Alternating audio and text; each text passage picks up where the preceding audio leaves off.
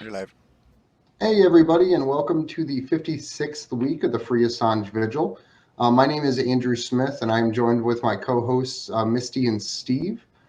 Before we get into our special guest tonight, it is day 3,521 since the illegal and arbitrary detention of Julian Assange. It is day 474 since the Wikileaks publisher was trafficked out of the Ecuadorian embassy following a $4.2 billion IMF loan to the nation of Ecuador. It's 47 days until the second round of Julian's show trial and rendition hearing. We have 152 days of incarceration for Reality Winner, and we have 137 days of freedom for Chelsea Manning. So I want to give her a special thank you, and I'm going to put the link to her Twitch account in the chat because she is streaming about 4 days a week now. So for anyone who's interested, hop over there and say hello to her. How are you today, Steve? I'm tired, man. I'm tired. My day began with me holding a jackhammer, and about almost 5 literal tons of busted concrete later, here I am.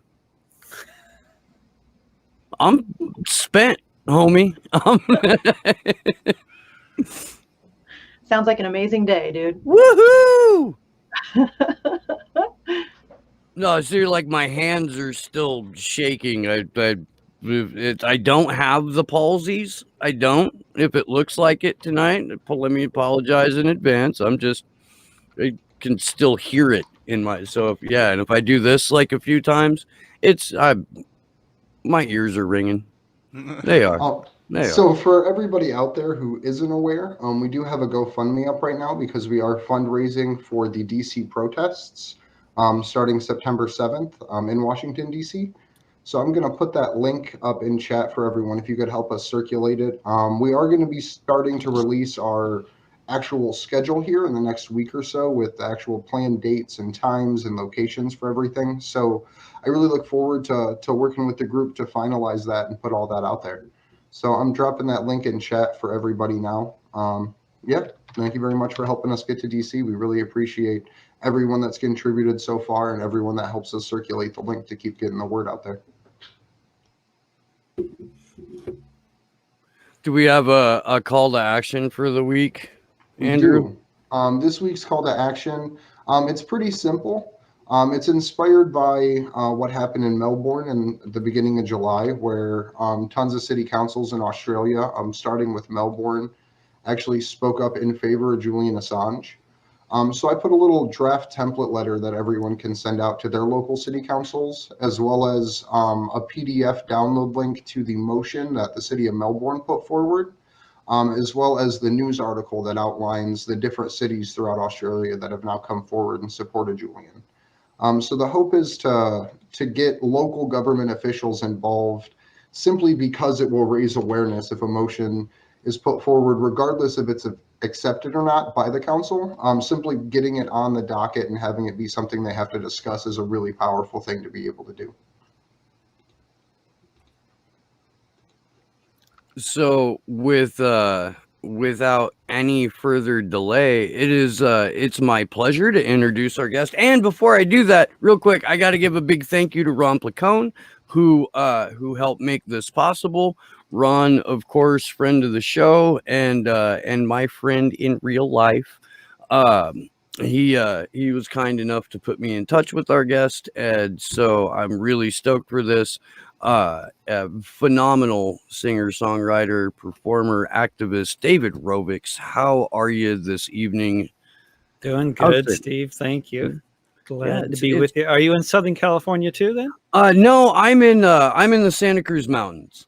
Yeah. So still in California anyway. That's much nicer this time of year, especially unless it's on fire. Yeah, and knock some wood. We haven't burned yet, but it's still early. Yep. But no, Ron's actually come here to Boulder Creek to do stand up before the lockdown hit and everything. I was doing my show at a recording studio in town, and it's a big enough space to where we were able to pack like 40 or 50 people in there for a stand-up show. Nice. Would like to do that again, you know, if they ever let us out. Yeah. We had it queued up. We just kind of ran out of time to play it before the show, but you recently, or a little while ago, wrote a song for Julian Assange and wound up shooting the video in front of Belmarsh. Did I have that right? Yeah, that's true. And I've actually written a song about all of the political prisoners you've mentioned, I think, in the past few minutes. Reality Winner and Chelsea Manning and Julian Assange. But the song for Julian has the best video, and it was we filmed it right in front of Belmarsh, and I just wrote the song before. Well, I had met the filmmaker before at outside the Ecuadorian embassy, and then when I was back in London, I thought, well, we should do something in front of the prison, and then when he said that we should, then it basically inspired me to write a song, which came out pretty well, I think. I've only been able to ask this question to a couple of other musicians, and I've got different answers both times. But in your opinion, why is there such a blackout from global artists on speaking up for Julian Assange? Well, I mean, I think that generally you don't find much in the way of really radical politics among the musicians that you ever hear about, but that's not necessarily because there aren't all sorts of other musicians out there who share our opinions about Julian Assange, but that you just it's just the music industry is a very, very political industry, very elitist, political, racist, all sorts of terrible things. And it has been since it's existed, you know, since before recording technology, back when it was sheet music. You know, it's been enforcing, I mean, in the United States, I'm talking about in particular, it's been enforcing sort of racial norms and stereotypes. And, you know, it's been a terrible phenomenon overall. There's been every now and then radical voices come through in the music industry, and there are different reasons for that, and they vary depending on the time, but it's the exception, definitely not the rule. Yeah, I mean, because we've got Jello Biafra right now running around with Trump derangement syndrome. What? But, yeah. I totally missed this. Biafra is supporting Trump? No. He's got like total Trump derangement syndrome in that everything that the dead Kennedys, you know, wrote about, sang about, and screamed about, all of that now didn't happen, and now it's Donald Trump's fault. And it's like, it's hard for me to wrap my head around that. Yeah, I don't know about what you know, Jello's politics right now. I haven't you know, sort of kept in touch with what he's been up to since he was running for, I think, office on the Green Party at some point. I remember seeing him at a Green Party convention a long time ago in Texas.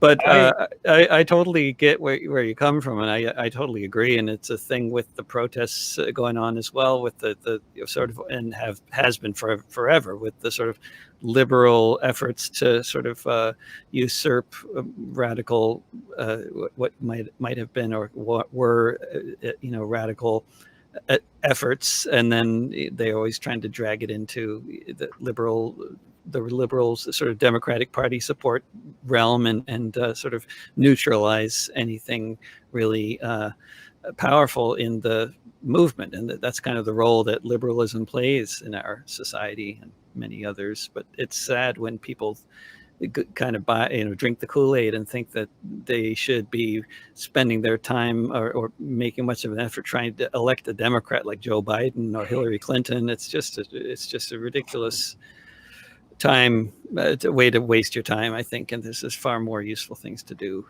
Not that I would say you shouldn't bother voting, but I wouldn't bother doing much more than that when it comes to. I personally think voting is the laziest and least effective direct political action you can take. Totally agree.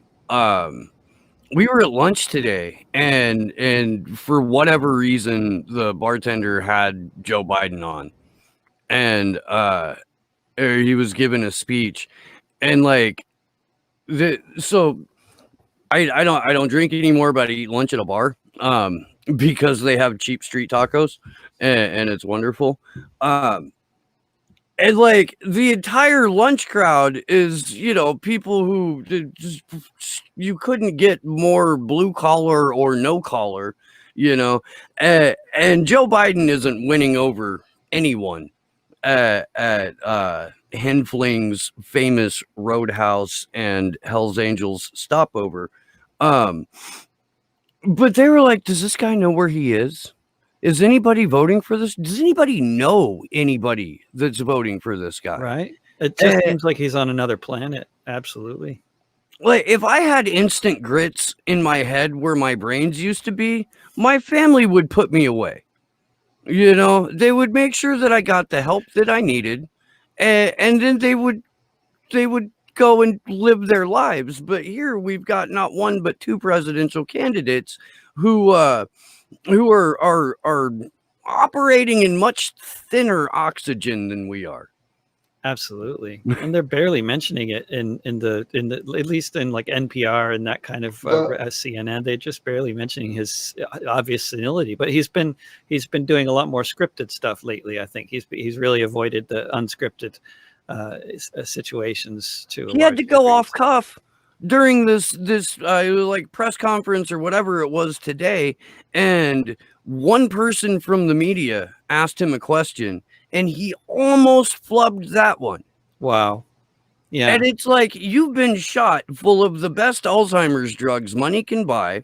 You're probably on adrenochrome and cocaine and a bunch of other things too. And you still can't manage. Right. And straight. still can't. They're like pitching him. They're not even pitching him softballs. They're walking the tee out. They're putting the ball on the tee. And they're holding the bat with him, and he's still missing. Like it is absolutely mind-boggling. Trump real quick actually just started running YouTube videos that are literally just fail clips of Joe Biden, and then the end just says Trump 2020. Like they started coming up all across like YouTube. Yeah. Wow. Because that market's so cheap now, because everyone's been so demonetized that throwing $1 million into the alternative media space on YouTube gets you absolutely everywhere, to the point that you're seeing Trump run videos. It's literally a 5-second video of someone breaking into an old lady's house, and she calls the police, and it's like, oh, you've reached the voicemail of the police. Unfortunately, we've been defunded. Please leave a message. Then it just says Trump 2020. Like, it's the craziest thing that they're like ad campaigning. Good time for an ad. Sorry. Can we just forget the whole grits for brains aspect and acknowledge the fact that the Democratic Party just shot down every popular policy position imaginable? Like, they're not even going to give us lip service and include it in the platform. So I mean, forget the fact that Joe Biden has mush for brains. They're running to the right of Donald Trump on a lot of issues. It's insane. It's insane. We have no. And you still see today, I was still seeing progressives on Twitter talking about how we just need to get more progressives elected, and it's ridiculous. We're so screwed. We really are. We really are, you guys. And the platform was terrible before, the one that was passed. And then they did. I mean, they had a good platform at some point. After it was in 2016, but then they didn't follow it. I mean, you can have a platform, but then you don't follow through with anything. And I don't know. It's I guess even when they had a super majority in both houses, I mean, what they do? They passed a Republican health care plan and bombed 5 brand new countries. Exactly. I keep on trying to tell my friends who are progressives, and they're getting fewer and fewer by the day because I keep talking. But if you've got a machine, and the machine has a design flaw in it, and that design flaw will kill you, your solution to fixing this machine shouldn't be, let's slap a couple of shiny new parts on it every 2 to 4 years. It should be a fundamental redesign of the machine. Well, they just passed a new military budget, right? And it was, what was it? All but 100 members of the Congress voted for it. And my friend Ben Mansky is active with the Green Party. He said, yeah, that's basically, it's saying that there's only 100 members of the Congress who are not part of the war party. Yeah. Yeah. And I think over half of those align more with like the Libertarian Party than they do the Democratic Party. They just don't. Yes, they don't see the point in spending money on overseas adventurism when we've got people to exploit here at home. Right, the Rand Pauls of the party. Yes. Wow, it's cynical tonight, guys. I'm sorry. I'm just trying to pivot the conversation a little bit. I really would like to play the video that you made because I found it really, really moving. Even like just the beautifully written words aside, the imagery of Belmarsh in and of itself was really, really powerful. So that was really well done. And if Josh could get that pulled up, I'd like to play it for everybody here. All right, mute people.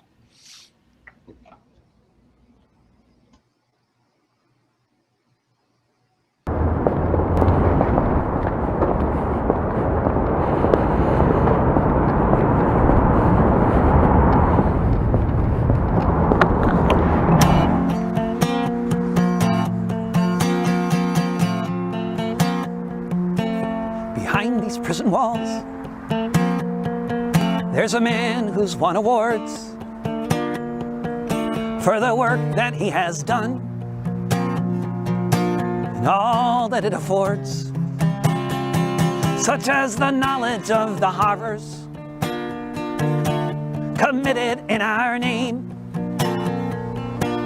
They can't stop the message, so the messenger gets blamed. Behind these prison walls, in solitary confinement, in a land of rolling hills and royalty and other such refinement, is someone who is a hero to whistleblowers everywhere, who help them tell the world of the crimes of Tony Blair. Behind these prison walls, you will find a mortal man. The reason why we know what happened in Afghanistan, when the soldiers of the empire, whose sun set long before, were torturing civilians in their terror war. Behind these prison walls is a part of Wikileaks, an eloquent orator, but you won't hear him speak. Locked away in silence, one who knows too well how those in power act when there's another war to sell. Behind these prison walls is one who stands accused of exactly what offenses the U.S. has refused to say precisely which, or to try to clear the mist, or to explain how he's not the same as the other journalists. Behind these prison walls is a person they deprive of most of the things in life that keep us all alive. A person being tortured as we stand here now for revealing the war crimes. Why, when, where, how? Behind these prison walls, our very right to be informed of what the hell is going on is the teacup in this storm. With knowledge there is power, so the solution by the crown. A 24-hour-a-day indefinite lockdown behind these prison walls.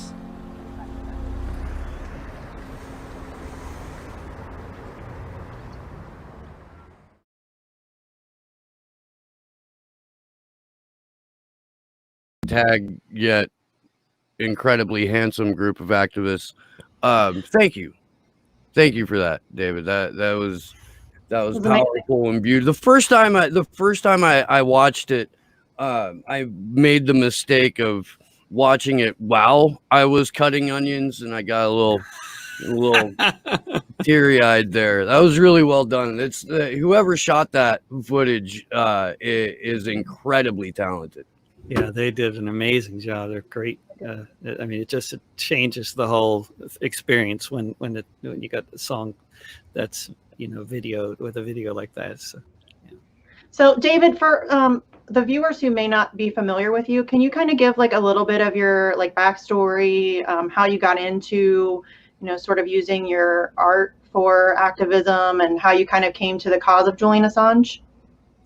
I mean, I guess it's hard to say with the backstory, because I just kind of grew up around activism. In retrospect, I never would have said that when I was younger, but looking back at my childhood, my mother was a very political type, and I was exposed to the anti-nuclear movement was the sort of beginning of it for me when I was 12, and soon after the 3 Mile Island meltdown in Pennsylvania, and then it just kind of expanded from there. But in terms, I mean, I've been a fan of what Wikileaks has been doing since I ever heard of Wikileaks. The war crimes that were exposed. I mean, it's so important to expose war crimes, because if they're not exposed, then the war criminals are not going to admit to them, and a lot of the people in the world won't believe they really happened. And I mean, it's not that U.S. imperialism stops when the war crimes are exposed, unfortunately, but it does have an important impact historically to expose war crimes. And that's what WikiLeaks, one of the main things they've been doing forever. And that's why Assange is so unpopular among the elite in the United States, among other things, of course, other exposures that made the elite unhappy. But yeah, it's so I guess being part of the anti-war movement in some capacity, it was natural to be immediately very fond of everything that Julian Assange and WikiLeaks has been doing. Hey, Josh hates dead air, and we get yelled at for it if we. That wasn't that bad. That wasn't that bad. You don't get penalized unless it's like at least 5 seconds or something, right? Yeah. He'll drive down from Stockton, and he's got a horse whip, and it hurts. So try to avoid. Still, he'll be able to get both of you when he moves to Ohio. I'll be good. That's true. Well, yeah. I'm actually going to be a little closer than Andrew, so beware of the Josh. I love you, Sleepy. Don't hit me. Please be kind. So you had talked a little bit earlier about the other songs that you had written for Chelsea Manning and Reality Winner. So if you could you talk a little bit about your thoughts on their situation and kind of the struggles that they've gone through, and how that's helped empower the music that you've made? Well, it's just horrendous what they've gone through. I mean, they should both be receiving all sorts of awards, not only in the U.S. but in many other countries. But they would be if they weren't in prison, or in whatever the situation, however you characterize Chelsea's situation, in and out of prison, constantly persecuted by the state.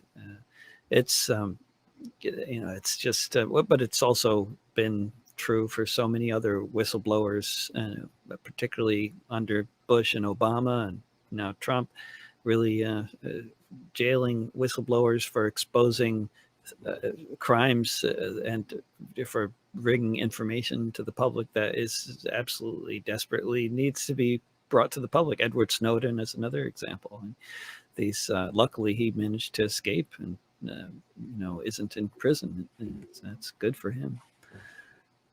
But it's I mean, I wouldn't say that these. I wouldn't use the word empower to describe the impact of these folks getting persecuted for my music. But I certainly there's no shortage of material. But really, I mean, coming at it from a perspective of a songwriter, there is way too much material. And to write a good song, I mean, I think it's pointless to write a bad song about something. So I pretty much don't put out the ones that, unless I think they're good. But there are so many other people that should have many songs written about them for whatever good that might do. Sleepy's gonna freak out, y'all. I was muted. I'm sorry. I was trying too, to be sorry. quiet, trying to do a promotional tweet about this show, and you're I'll read the chat. Sorry, guys. You're right, David. But I as you'd mentioned earlier, with the music industry being incredibly corporate, being incredibly racist, being incredibly elitist, bad music makes its way into the ears of the public way more often than good music, even with the internet, even with the ability for people to build their music catalog without ever having to step foot into a commercial record store. Not that record stores exist anymore, but I'm in my 40s, so that's what I call them. You can fuck off. I had an underground hip hop legend, R.A. the Rugged Man, on my show. And I asked him, I was like, why don't we see more, protest music? Why don't we see more activism, especially in hip hop? And he told me, social media determines whether or not you're a success, and social media pays attention to what is trending. So if you are not constantly putting out bullshit tracks about what was trending on Twitter or what people are arguing about on Instagram, you don't get to build your following. And considered himself incredibly fortunate that he had started his career in the late 80s, and this was all pre social media bubble, pre algorithmic censorship, pre social media is very little more than a news aggregator and sort of channeler of groupthink. Is that something that you feel too, or is that an accurate statement for like across genres? Well, yeah, it is. Everything you just said applies to all genres, I think. But basically, I would say that it really that there's we need to differentiate between what kinds of bad we're talking about when we're talking about bad music, because there's the kind of bad music that's just like the kind of bad music I was talking about is just like a badly written song. But the kind of bad music that gets circulated by the music industry is very well polished, and those videos you're talking about, whether it's hip hop or pop or whatever kind of popular genre, country, whatever, those videos you're talking about are like 3-5 camera shoots with that are recorded in a studio and then over done over to make it look like it was live and all this, and they got people flying around in helicopters. I mean, it's a big operation. And it's pretty obviously a big operation when you watch the videos and when you listen to the songs that are popular on the radio. You can hear, if you've done much recording, you can hear that there were producers, engineers, and musicians agonizing over every half second of that. Not one note went by, not one note came out of that synthesizer that was not agonized over by a producer. And who knows how much time went into it. I mean, I feel for them, because I mean, they are producing technically amazing stuff, and they're doing amazing work in Los Angeles and Nashville and New York, making all these videos and all this music. But the content, unfortunately, is rarely anything. Rarely speaks to the current moment historically, or to politics, or to social movements. It rarely does, and that's intentional. That's the way the industry wants it. That's how it's run, and that's what so many of these artists, when we're talking about so many genres, they're not recording their own music, and which is nothing wrong with that, but they're being pitched, that there's being told what to sing by record labels who give them the material that they're doing, and they're not going to be letting in some kind of political material unless it's like a moment like this. Like, I'm sure there's going to be a little bit of stuff around Black Lives Matter that will has already made its way into the pop charts. They'll let that kind of stuff in now and then. Like in the 60s, they let Bob Dylan become, I mean, it happens, but sometimes it happens just like as a complete accident, like the way Rage Against the Machine got famous. I mean, that was an ingenious little bunch of maneuvers on their part, and then the record industry goes with it, or other artists that start out not being quite so radical, and then they kind of drift uncomfortably to the left, and the record industry sticks with them, like Springsteen. But you can see, like, did they promote Ghost of Tom Joad? No. I mean, that was one of his probably best, that hit probably his best album, I'd say, ever, in terms and one of Rage Against the Machine's best covers. Oh, absolutely. Tom Morello does that brilliant. When I was in high school, my senior year, I was in the theater department, and I was Tom Joad in The Grapes of Wrath. And so every single night we did that show, my theater teacher, a guy named Ron Clark, who he's not with us anymore, but I still have love for that guy. But every single, the intro and the outro and the intermission was Ghost of Tom Joad. And so when Rage came out with that cover album and I heard their version of it, I was like, oh, thank God, it's out of my head now. Yeah, finally, another version, definitely. You needed that. Yes. I've been in a lot of bands, and some of them were even fairly well rehearsed, but I can't imagine agonizing over nanoseconds of a composition, especially if you're putting it all together electronically. Like, that's just so far out of my milieu. I'm a freaking banjo picker, man, like mandolin player. This is just not the world that I live in. Yeah, but if you work with certain producers, they're going to force you to, learn how to deal with a click track and try to put you into all kinds of boxes. And, of course, if you're a good, obedient musician, you do what you're told, and maybe they'll make something out of you, or maybe they'll just kill whatever it is you were trying to do, but it's, if you've done a recording project with a producer like that, then you at least, you can appreciate the attention to detail that goes into these projects. And if you've had the pleasure of doing a project that involves so much time and working with all these different musicians, generally you're totally sick of every song by the end of it. You just don't want to hear it, and you don't want to sing it, and you don't want to, but the songs really well.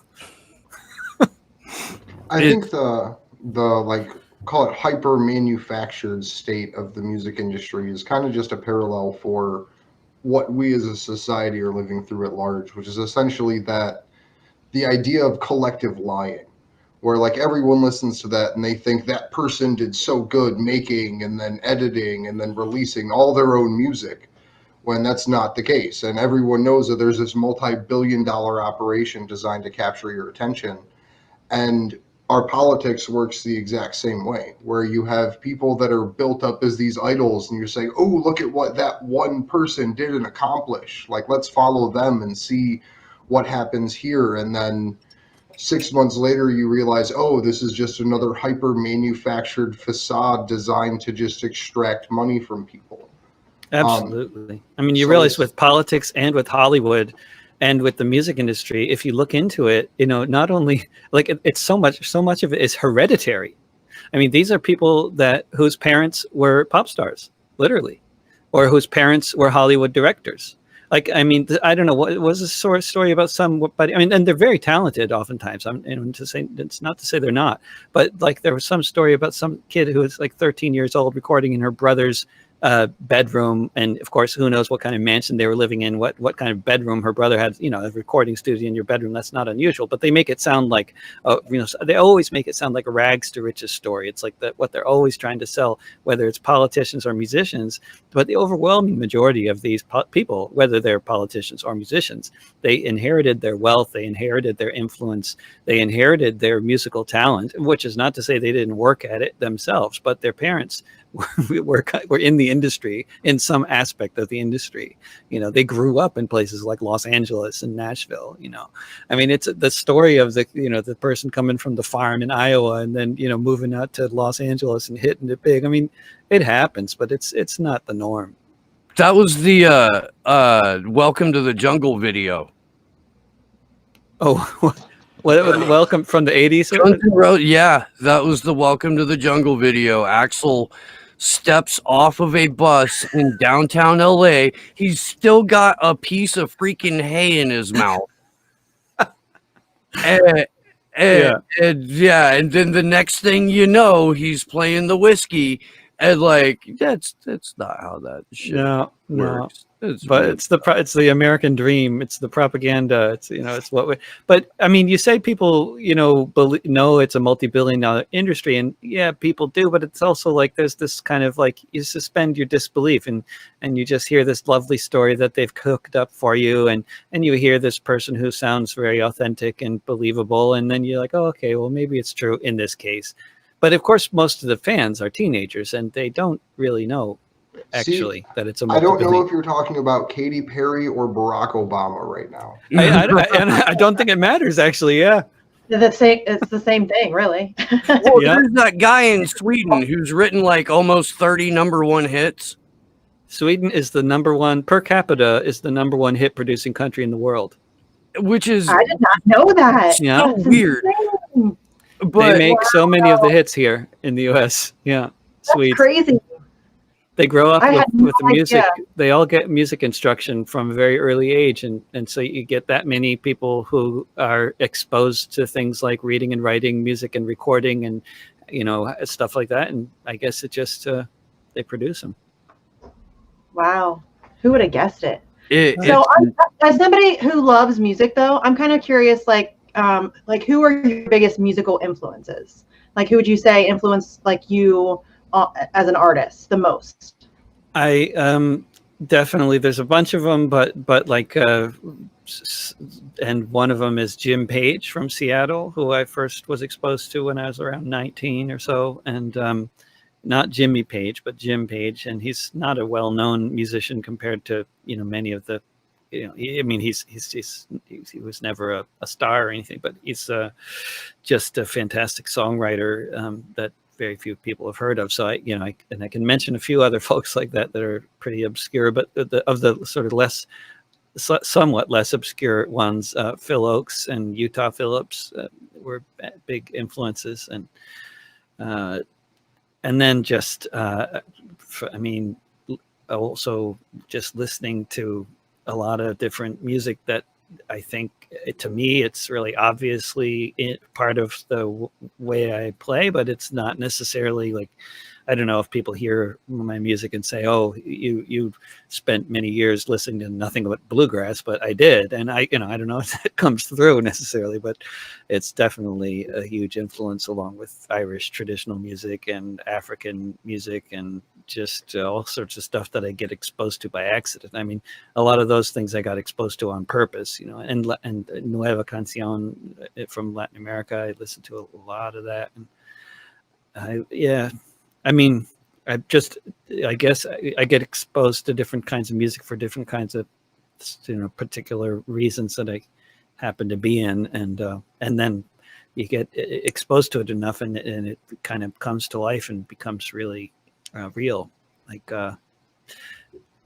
Yeah, even if it's something that sounded really strange at first. Like, there's so many styles of music that just, depending on what kind of music you grew up with, just sound completely alien until you listen to it enough, preferably with somebody who speaks the language and understands it, and then it just suddenly it really is real and meaningful, and you hear what is being communicated. And if you guys are for everyone watching right now, I want to go and recommend one of David's songs. It's called "I'm a Better Anarchist Than You." I think it's one of the first songs of yours that I heard that I was like, God, it's been close to 15 years now. It must be. I think I think 2008 maybe. I think was when I first wrote it. But it's I about fell off my fucking chair laughing. Good. It's because it speaks to because everybody knows somebody like that. So it's I was afraid I was going to alienate all of my friends, but it turned out most of them had a sense of humor. Right? You thought you were going to get kicked out of Portland? Yeah. I wasn't even. Maybe I was living in Portland by then, but I don't. I remember all I remember is I wrote it while I was driving down the highway in Maine. But yeah. I'm sorry, I'm trying to keep up with the chat here. There was a specific question for you a little bit up thread. What actions are they taking, if any, in Portland for Julian, and will they be accepting Seattleites? What actions are they taking, and will they be accepting Seattleites? Yeah. I wonder what that means, though. Exactly. I think that means is Portland will Portland let people from Seattle in right now? Yeah, no quarantine that I know of. So I think they're safe, but I don't know of actions for Julian that are happening in Portland. There's a whole lot else going on in Portland that seems to be occupying a lot of people's attention. Like we've been making these series of like mini documentary style teach-in videos to help bring people up to speed on what's been happening to Julian, where all of these charges come from, and they're hopefully, for people who may not be familiar with Julian's case at all or had only heard smears, and also remind long-term supporters of exactly what is at stake here. And the original idea with it was to do them live, go get a room and multimedia and do them live. And Portland was like, I already had a room that we were going to, pull the trigger on renting out. Jeff Black, who's an activist and a friend of the show here, was helping me coordinate that. And then it all went to hell. But I would like to think that we are, sooner than later going to have reason to celebrate on behalf of Julian Assange. And I think that that kind of doing, I think it would be fun to just sort of go around the country a little bit, have past vigil guests on, and do like a sort of open panel thing. Basically, I just want an excuse to get out of California for a little bit. It's always good to have an excuse to travel. Where I was headed with that. I mean, we are going to DC, but that feels a lot like work. Yeah. And it feels like being in DC in September. I was just talking to a friend there, and I guess with heat index, it's been hovering between 100 and 110 for the last few, consecutive weeks. It's a terrible swamp. Yeah. It's got to like saturate the brain. Like, that might have something to do with why politicians are so nuts. Like, their gray matter has just been sort of smoothed completely over by heat and humidity, and then solidified with their last corporate thought from DC winters. I don't know. Everything is kept very air conditioned, and that's for sure. They turn it up very high. So they can. We were there in February, and we had like 2 good days of weather and then 3 days of cold weather. Except for I'm California soft now. I've been here almost 20 years, so I don't really know what cold is anymore. Dead air. Sorry, I was messaging somebody about some stuff for DC. Oh yeah, hosting a show and messaging at the same time. I know it's a bad very habit. modern. So we did have the court trial about Julian's situation come up yesterday, and it was basically a I don't want to call it like an administrative hearing, but it was a Call over. Yeah. And it was basically to discuss the recent implementation of the expanded conspiracy to commit computer intrusion charges into the court. And I don't know if you want to pick up with reading a little bit of this, Steve, but the way that the defense laid it out, or the prosecution laid it out, and by that I mean the judge themselves as well as the people on the bench, that there hasn't been any essentially formal information submitted yet, which is pretty unusual for such a high-profile international court case. Am I going to Mo's article here for this? Yeah. Okay. Sure. And it's worth noting that it's been 5 weeks since the DOJ released their superseding indictment. 5 weeks, they released it on the Department of Justice website and sent out a press release, but at no point was it delivered to the Westminster Magistrates Court or Julian's attorneys. So our friend Mohammed Almazi has an article up in Sputnik kind of recapping yesterday's events. Julian Assange's defense team informed the court on 27 July that they fear Donald Trump's administration may be seeking to delay the substantive extradition hearings until after the U.S. elections in November. Ed Fitzgerald, QC, attended the hearing in person for the first time since the implementation of COVID-19 restrictions. He told Judge Vanessa Bereitzer at Westminster Magistrates Court that he is concerned at a fresh indictment being brought by the U.S. government at this stage, with the potential consequence to derail the proceedings. Mr. Fitzgerald expressed his worry that the U.S. Attorney General is doing this for political purposes and suspected there is some manipulation or some political motivation on the part of U.S. authorities, something which he said would be wholly improper, which is an incredibly British thing to say, I believe. The judge refused to discuss the matter further because the prosecution has, to date, failed to formally submit the superseding indictment.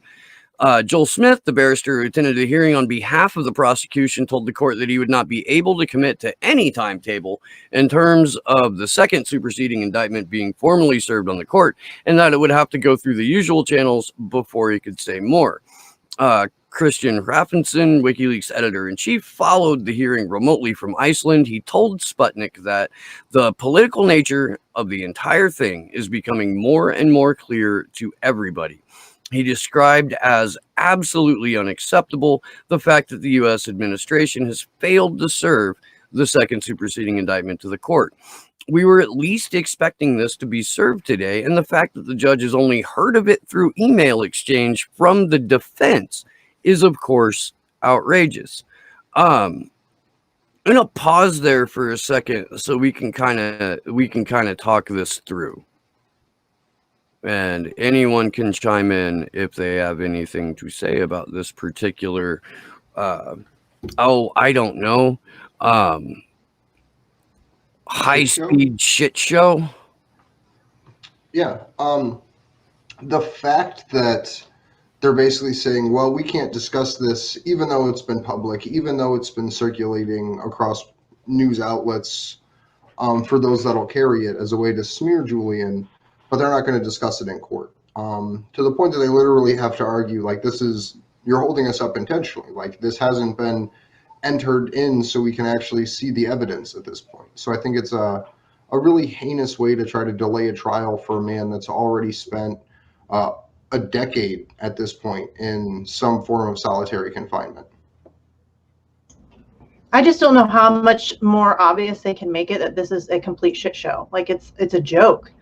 I mean, it's so ridiculous. Like, just on the face of it, it's amazing to me that anybody is like just cool with this. I mean, they spied on him in the embassy. They keep messing with his court dates. They keep it's so bizarre to me that this is a thing that we still have to talk about, and that more people aren't, completely freaked out by this. It's insane. And I think Christian really nails it when he goes into to talk about it in that interview that he did. And if anything, he's a little bit too cordial about the entire situation because we know that it's a political case. And it's ridiculous that literally when the Queen of England was asked, she says, "Oh, I don't weigh in political matters," but somehow when it reaches the courtroom, it's not a political situation anymore. So it's just overall it's not shocking that it's happening, but I guess the fact that they're brazen enough to just do something like this is really telling about the amount of power that they feel like they have. It's really depressing that this is all happening in England, and the degree to which the anti-Assange, anti-WikiLeaks propagandists have succeeded in really creating an atmosphere among, I'd say, most people in England that Assange is just not somebody they need to be concerned about, no matter what's happening to him. I mean, he's been so widely discredited in the minds of so many people at least in the general public that I run into. I mean, of course, aside from the ones who think he's as important a person doing as important work as we all do. But there's just he was a more romanticized figure for years, actually, and that they've succeeded in eliminating any of that from the general mindset. And when I was singing that song on the last tour I did, when it was around England, singing that song after I wrote it, there was a lot of positive response, but a lot of negative as well from people in the audience, just shouting obscenities in folk clubs. So the thing that drives me the craziest is 10 years ago, this wouldn't have been possible. 4 years ago, prosecuting Julian in this way wouldn't have been possible. It's just been after this last round of hardcore propaganda pushes, hardcore divide and conquers, and then the internet censorship that locks people into corners so they don't even really get exposed to this information. Because algorithms. Honestly, yeah, it's crazy because most people who are supportive of Julian don't even really know what's going on with his situation or with his trial. That's and it's right. Because those people in some way understand that the entire political narrative is just bullshit and have completely tuned it out to the point that when they hear, hey, Julian Assange is being prosecuted, it just falls to the wayside like it's just some out of place political ad like everything else that they hear relative to their life. So the thing that I'm really hoping is that people start to realize that this isn't something that's some far-fetched idea. And I think it's really music like yours that showcase that really well.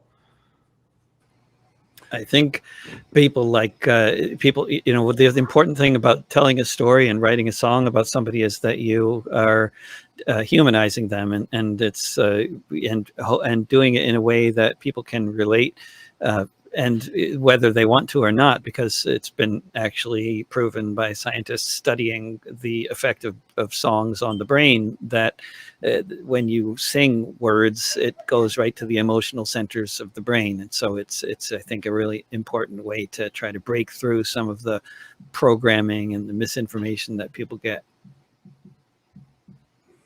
I agree 100% with that. I have there's such good art that surrounds WikiLeaks in general.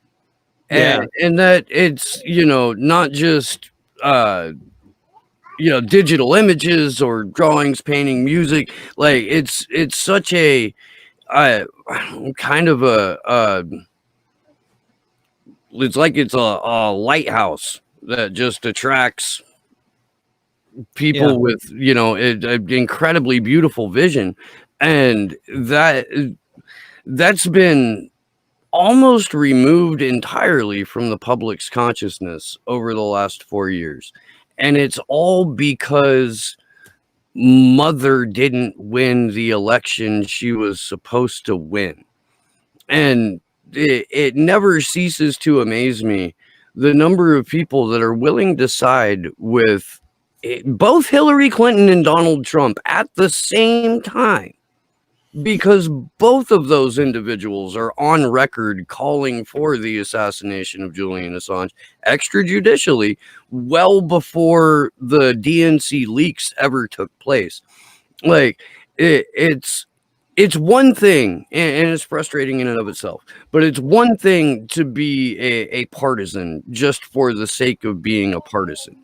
But when you are intentionally, willingly supporting the persecution and torture of Julian Assange and the potential death of investigative journalism going forward, like, and you think you're a Democrat, you couldn't be doing Donald Trump's work for him more if he paid you. And we know historically he doesn't pay people that do work for him. So it's, you're quite literally carrying the water of a man that you purport to detest all day, every day. And it works the exact same way for the Trump people who believe that Hillary Clinton is, a satanic lizard person, which I haven't seen proof that she's not. But they're carrying her water. She was the one who wondered out loud in a room full of people who laughed. Can't we just drone strike the guy? Yeah, I mean, he's been terribly vilified by both parties, and both parties are just, largely the same, different sides of the same coin.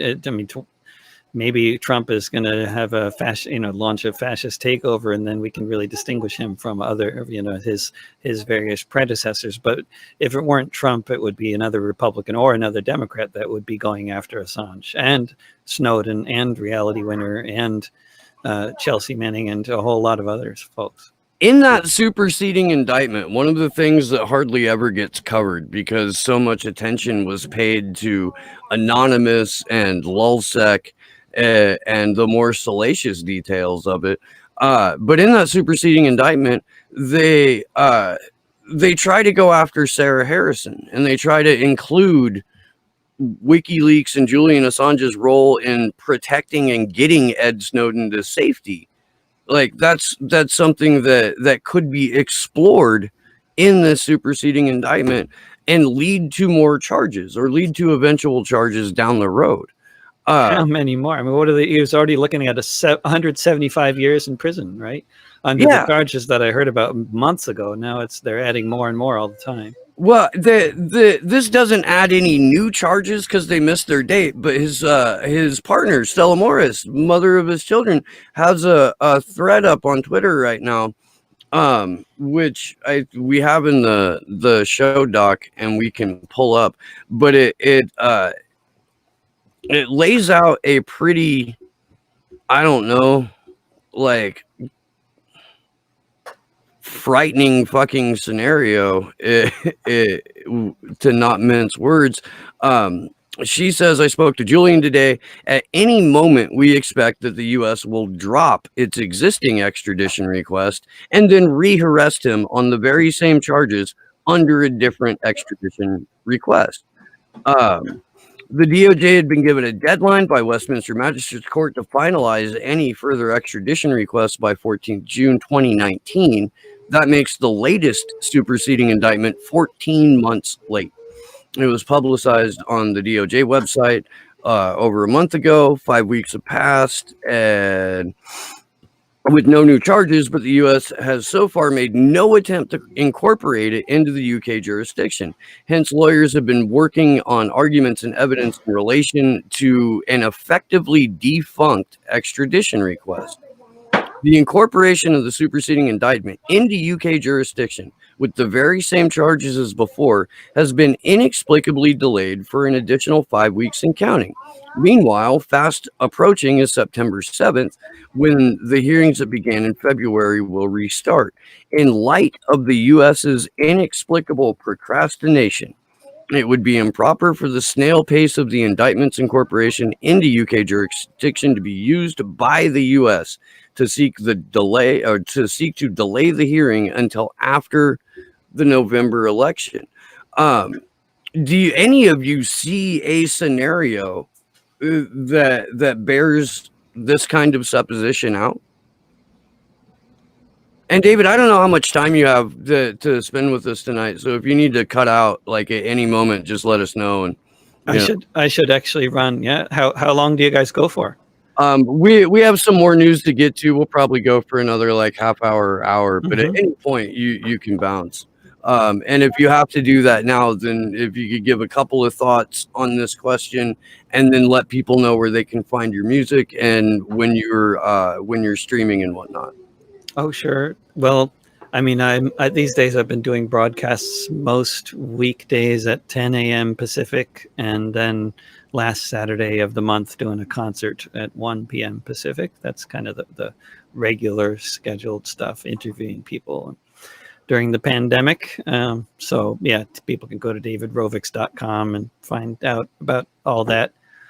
But I think ultimately, I mean, the last thing I would say before taking off about Julian is that I mean, all the legal stuff, all the court stuff, whether we're talking about England, Sweden, or the United States, it's these courts are just political instruments, and they just make up whatever nonsense they're going to make up about people that they want to go after, and they'll find charges to press against people and reasons that they can be extradited even when they shouldn't be, and all sorts of stuff. And the only thing that's ultimately going to actually stop this machine from doing its from operating is a mass movement.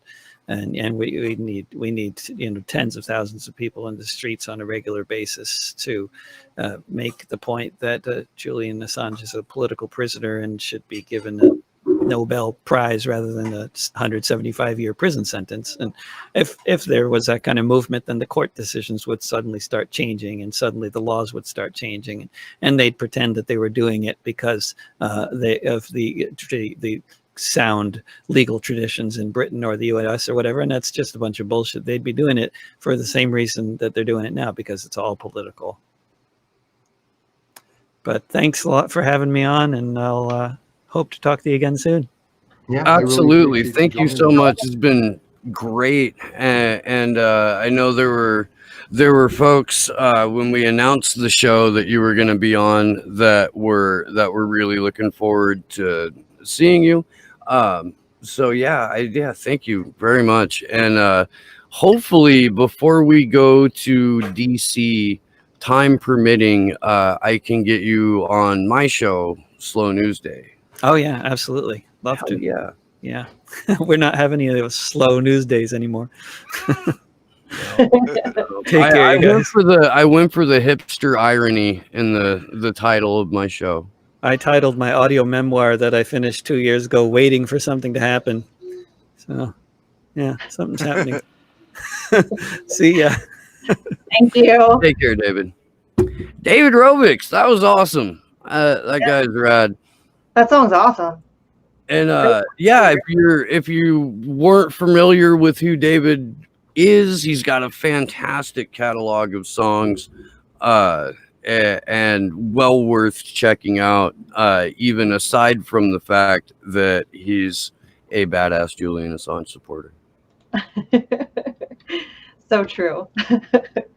But to get back to Stella's thread, I think that it couldn't be more obvious that this is just, they're trying to kick the can down the road a little ways because they know that their case is garbage. And any exposure that gets, I think they're just trying to put it off and delay it and, try to wear him down.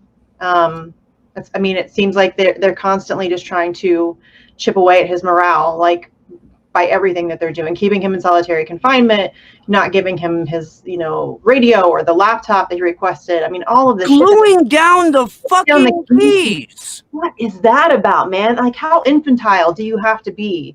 That really is like so stupid. at that point. It's literally just more psychological torture.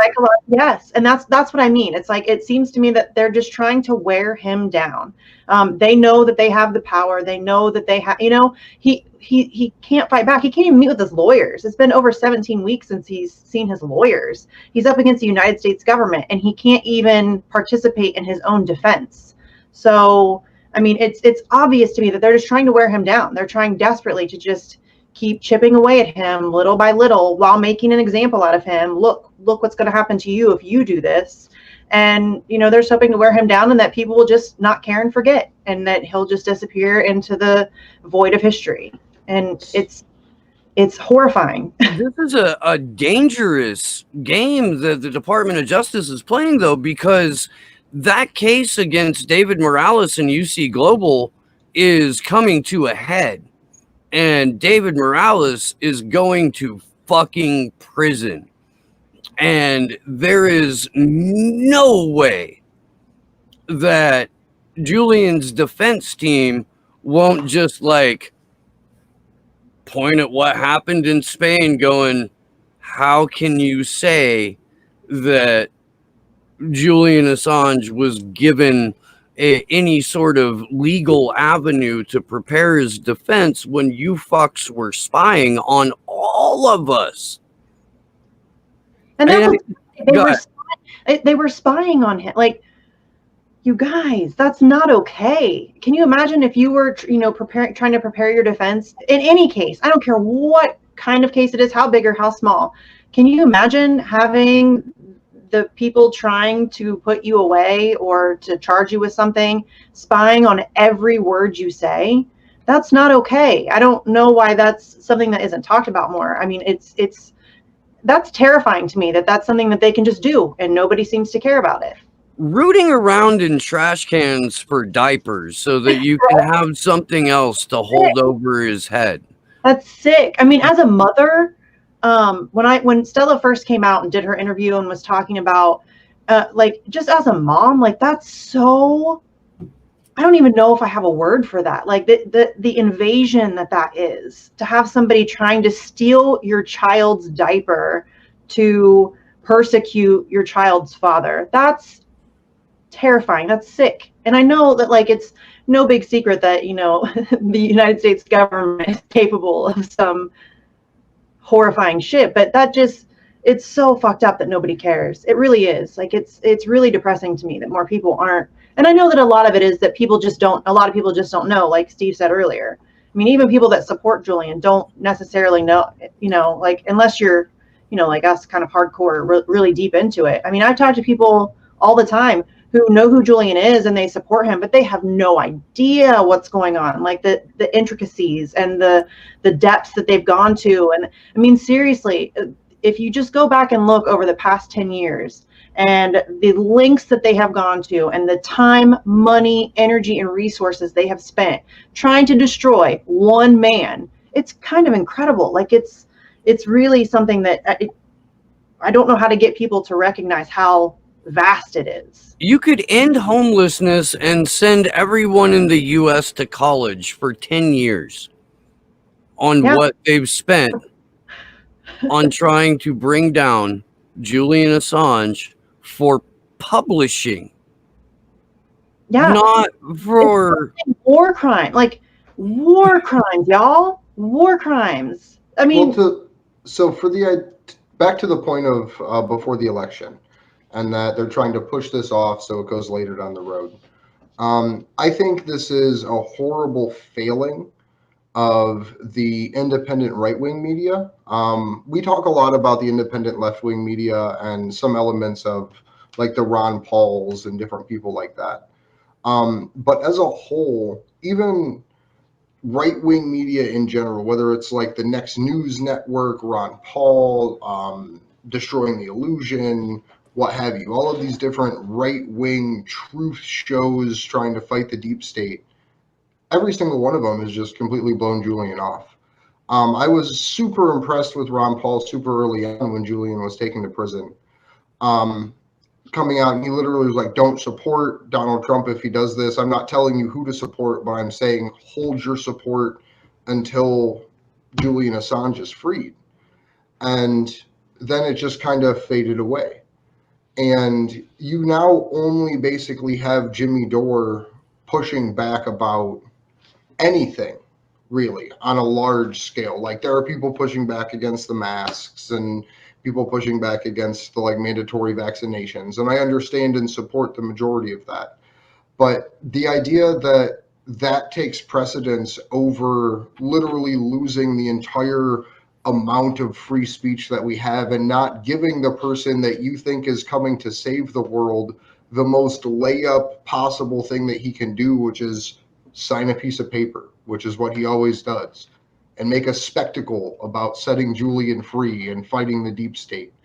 And I think the only way to do that is to have the right-wing media pressure their Trump-supporting audiences into demanding Julian be free, because there are still Trump rallies going on. You go on his website and you can see all of these places from around the country that every single day there's at least 20 or 30 events in support of Donald Trump. So I think it's a huge failing that the right-wing organizers and platforms aren't demanding on a regular basis that people go to Trump events and to their Trump supporting friends and say, hey, let's make Donald do this for us. Yeah, I mean, that's fair. I do. I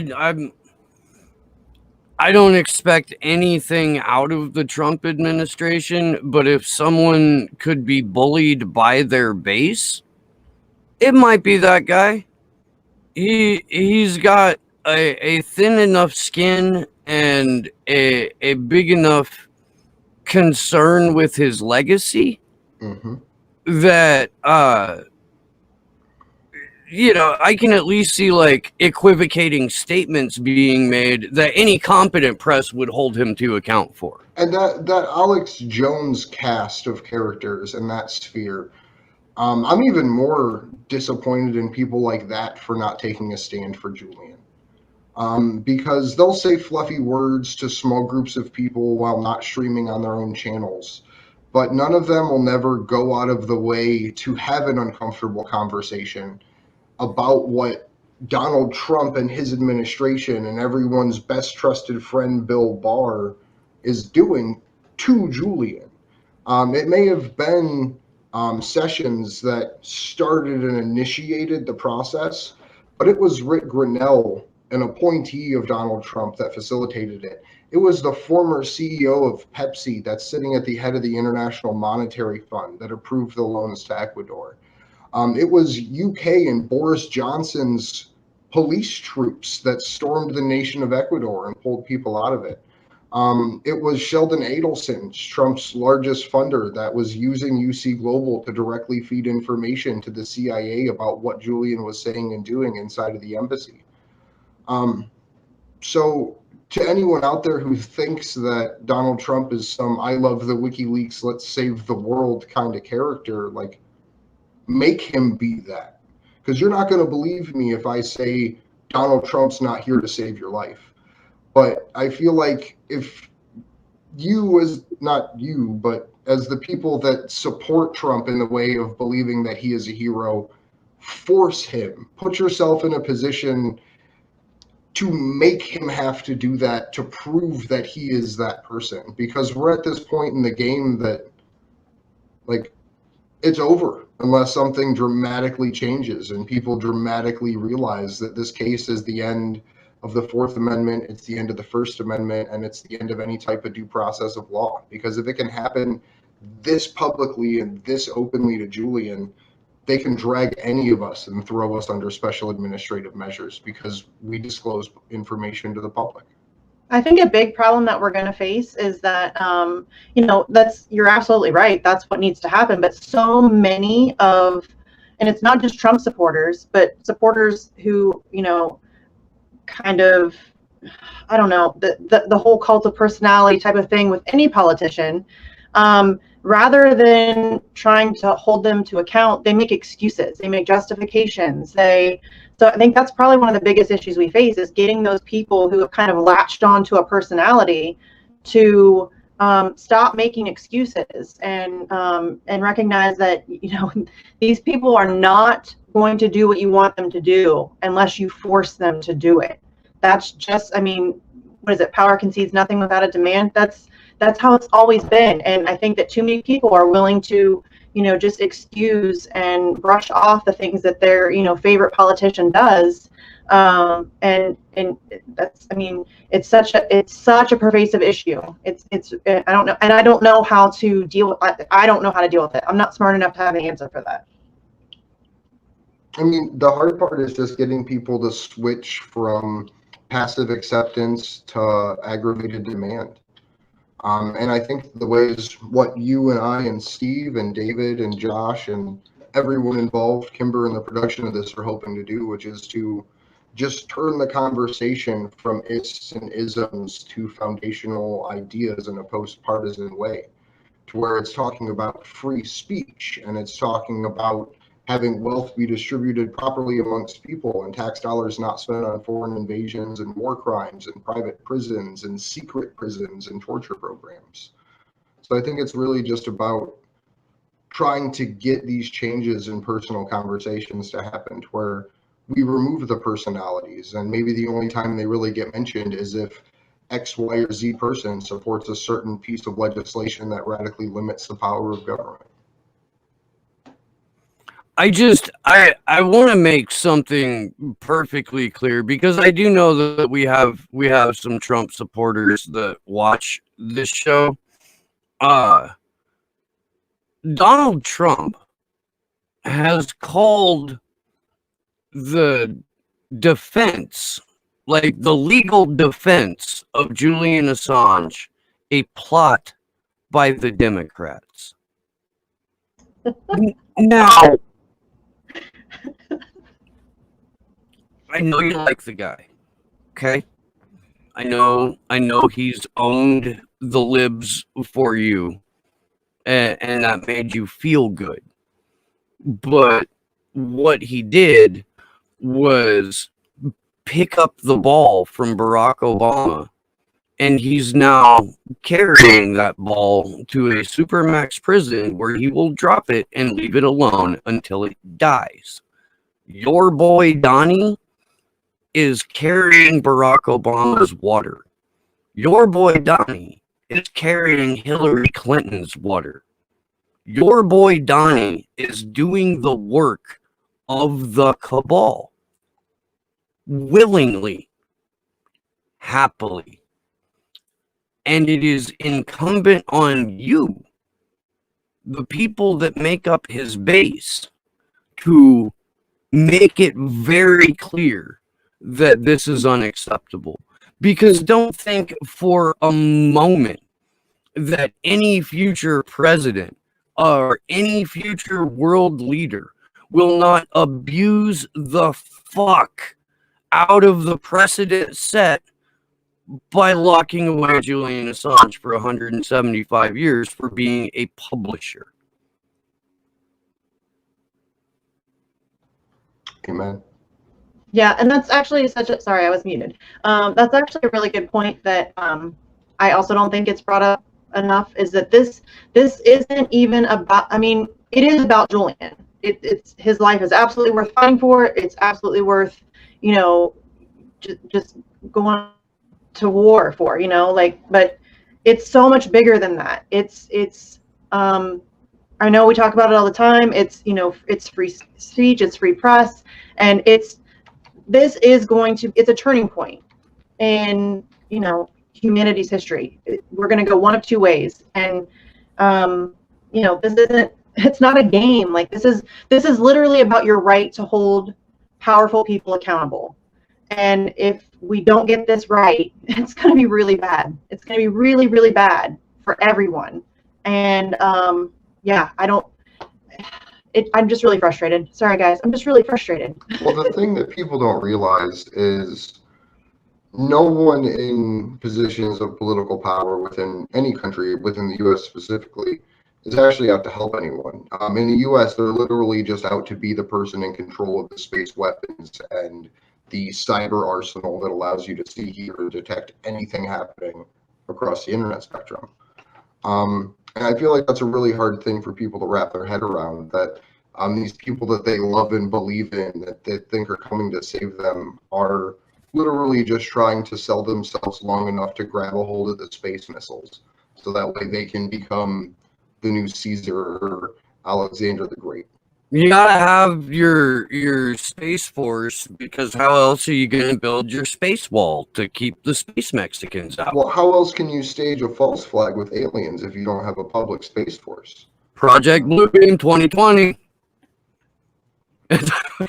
Yep, that's literally. So the funniest part, not to derail this too far, for the longest time, I don't know if it's still this way or not, but if you go on Wikipedia and search conspiracy theories, they list a shitload of conspiracy theories, with the exception of like Project Bluebeam and shit like that. So I just think that's a funny aside with Project Bluebeam. It's so deep that Wikipedia won't even tell you. That's hilarious. Sleepy Josh says the internet's being a little fucky and we should wrap it up soon. Before we do that, we've got some thank yous and some shout outs that we need to deliver. And let me start by thanking the Action for Assange social media team, Daniel and Beth and Mean Panda and Liz Muller, Drufus. I'm forgetting people too, and there's only like 6 of us. But yeah, you guys have really been kicking ass. In particular, Daniel and Beth, and it was Daniel who got everybody onto the Hootsuite and made it fairly easy for some cohesion cross platforms. So you guys, you're kicking ass. Thank you very much. I actually want to take a minute before we wrap up here just to give a special shout out again to all the people that have donated to the GoFundMe. We've had since last week quite a bit of people actually step up to help contribute. So I just want to read off a couple names, and I want to try not to butcher them. We have Natalie Riviera Scott, who's one of our wonderful organizer friends down in Mexico. We have Michelle Jenkins. We have Rob Rubin. We have Rob Juno, who we truly appreciate. This literally wouldn't be possible without his help. We have Misty, of course. We have Edward West, Sarah Wagner, Kathy Lloyd, Catherine Turrell, Somerset Bean threw in. And then we have a special $666 from the Slow News Day audience's Super Chats.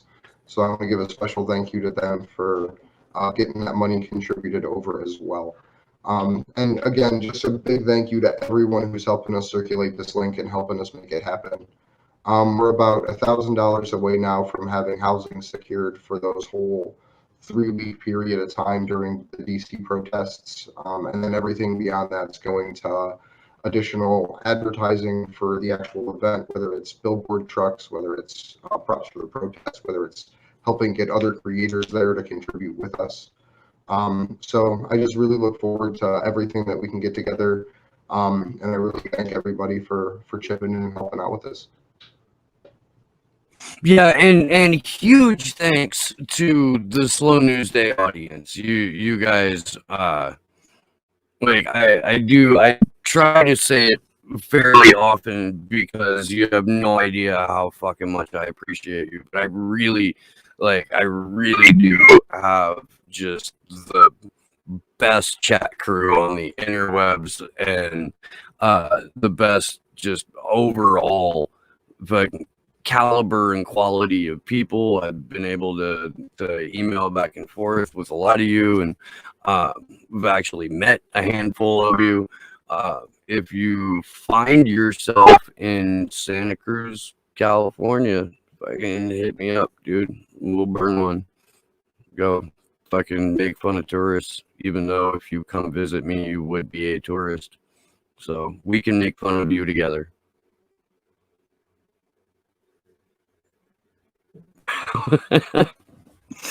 Oh, and real quick, man, Sleepy Josh and I were talking before everybody else got into the Jitsi room, and it kind of just circles back around to what we started off the vigil talking about, and that's if people haven't figured out that the Democratic Party is a dead end by now, especially with this, everything that you wanted on your platform, we're going to put it instead on a platter, and then we're going to shit on it and hand it back to you.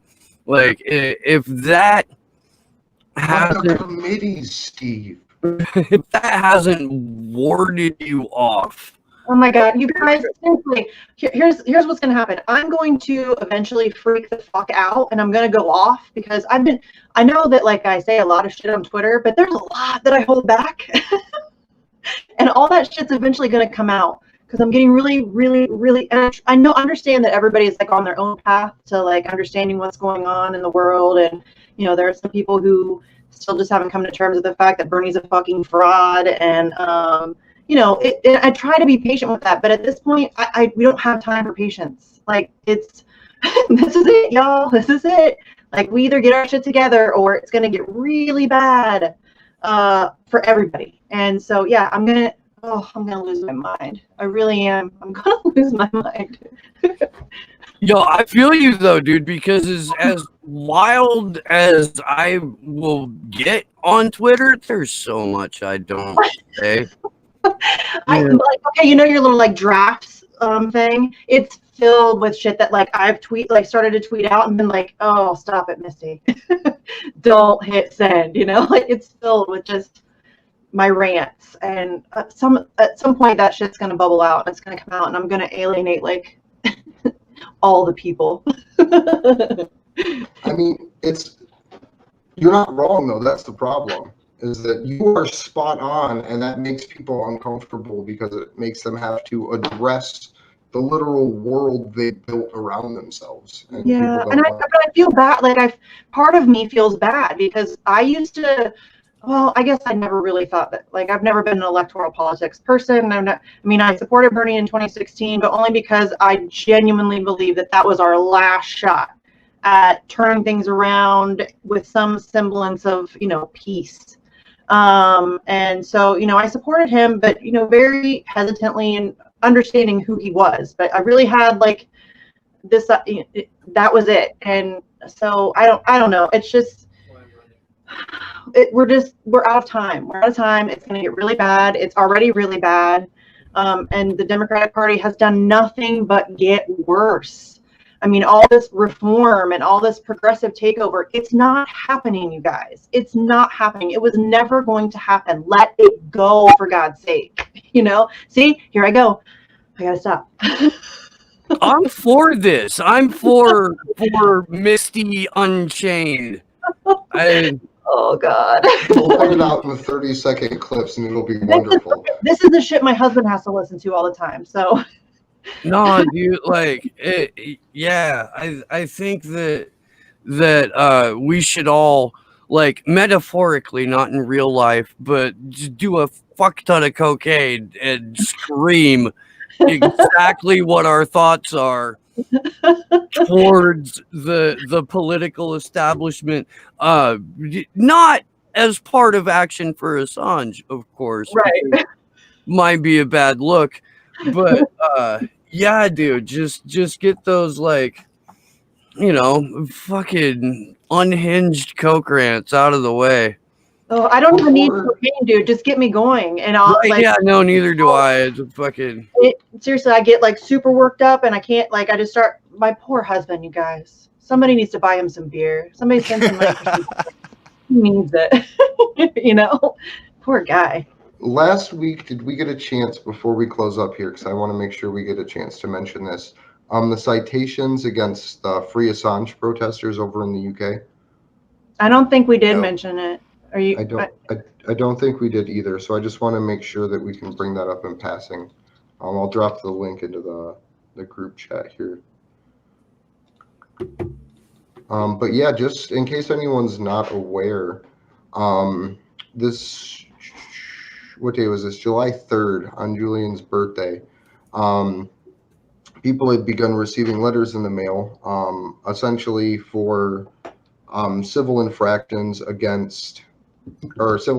for protesting in support of Julian Assange. It's really interesting, the timing of when people started receiving these. I'm sending that link to you now, Steve. So hopefully you or Josh could screen share it. It's over in Element. But yeah, I just wanted to make sure that this gets mentioned as well, because it was something we meant to bring up last week. You have until, if you were one of the people that received one of these citations, you have until July 31st to join as part of the group action that Melbourne for WikiLeaks is sponsoring. Because I believe John Shipton actually got cited for going out in support of his son. Do we have that up? No.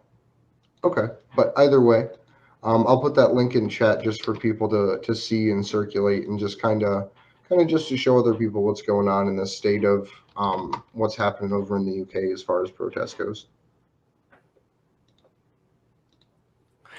And just real quick, the Australian Federal Police have recommended charges against Dan Oakes, the Australian Broadcasting Company journalist, and that is directly related to the information that our friend David McBride provided, exposing war crimes committed by the Australian military and rampant fraud and rampant abuse. And yeah, I mean, it's possible that Australia would be charging a journalist for doing their job if, one of their own citizens wasn't being slowly tortured to death in the Guantanamo Bay of the United Kingdom. But it's open season on journalists and has been just unabated since April 11th of last year, when the for $4.2 billion a human being was sold so that a legal precedent could be set that any journalist or publisher anywhere in the world can be prosecuted for printing information that embarrasses a government. Raw. So I would like to thank everybody for joining us this week. My name is Andrew Smith. You can find me on Twitter at Andrew Zigmund, ZIGMUND. You can find us on Twitter at action_4 Assange. Goddamn jazz hands. I love it. action_4Assange.com. We'll be posting probably by the end of this week, at least the draft copy of what our events are going to look like in DC. So we really look forward to working with everyone internally for that and getting that out to you as soon as we can. So again, thank you everybody for joining us, and we will see you next Saturday. This Saturday with Stefania Maruzzi. Oh, I'm excited for that, you guys. I love her. She's amazing. What a badass. Oh. Anyway, I'm Misty. You can find me on Twitter at Sarcasm Stardust. I also just started a show with my friend Jesse Zerwell. It's called Facts on the Ground. If you guys want to check that out and subscribe, that would be great. But yeah, thanks to David for being our guest tonight. He was awesome. I love musicians. I love music, so it's always fun to get to talk to somebody about their art.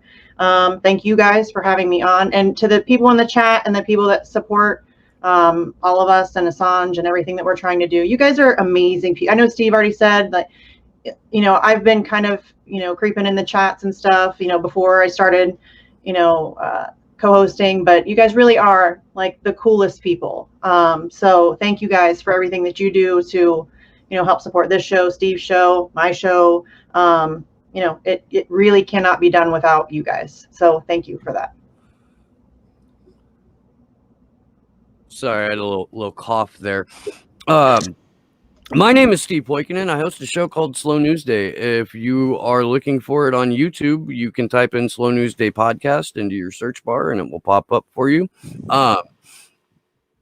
YouTube only lets me keep like 15 or 20 subscribers out of every like 200 to 300 now. So if you're not subscribed to the show, give that a shot. Can't guarantee you'll get a notification when I go live, but because I'm so freaking busy now, I go live every Sunday without fail, 10 a.m. Pacific, 1 p.m. Eastern. In fact, Misty was my guest and Jesse were my guests last Sunday, and it was a delightful conversation. So if you haven't watched that, you should. I am also on the Rockfin and D Live, and I had, let's see. I'll be on Fortress on a Hill next week, so look for that. Danny Shorson's excellent podcast. Thank you guys so much for being a part of all of this with us. We really do. We love the hell out of you. And thank you to Misty and Andrew and Sleepy Josh on them 1s and 2s and Mean Panda.